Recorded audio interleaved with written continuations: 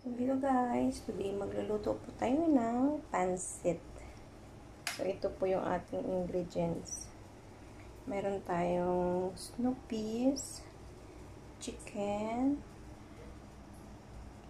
cauliflower, carrots, and repolyo, sibuyas, at saka bawang. At may konting shrimp. Ito naman po yung ating pansit. Konti lang siya kasi hindi na naman maubos. Ayan po yung ating sibuyas at saka bawang. Ilagay na rin po natin ang ating manok. Golden brown lang siya natin ng konti. Ayan guys, nilagay na natin yung ating snoopis or chicharu.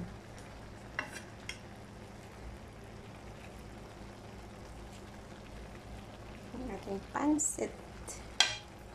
Mamaya ko na ilagay yung repolyo. Gusto ko sa pansit pag mayroong ganito. Meron siyang chicharu. Tapos meron siyang cauliflower,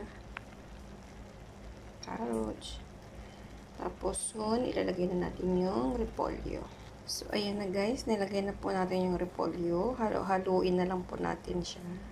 So, ayan na nga guys. Nahalo-halo na po natin yung ating repolyo. Ay, look. So, masarap na yung ating pansit. Kasi marami siyang gulay.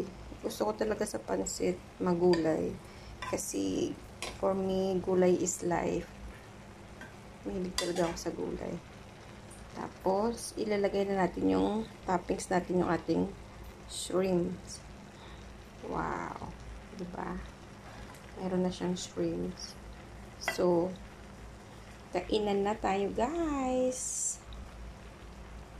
Thank you for watching. Pansit. Alamunik 1978. So, finally, yung pansit natin is ready to serve na talaga siya. Okay, kakain na tayo.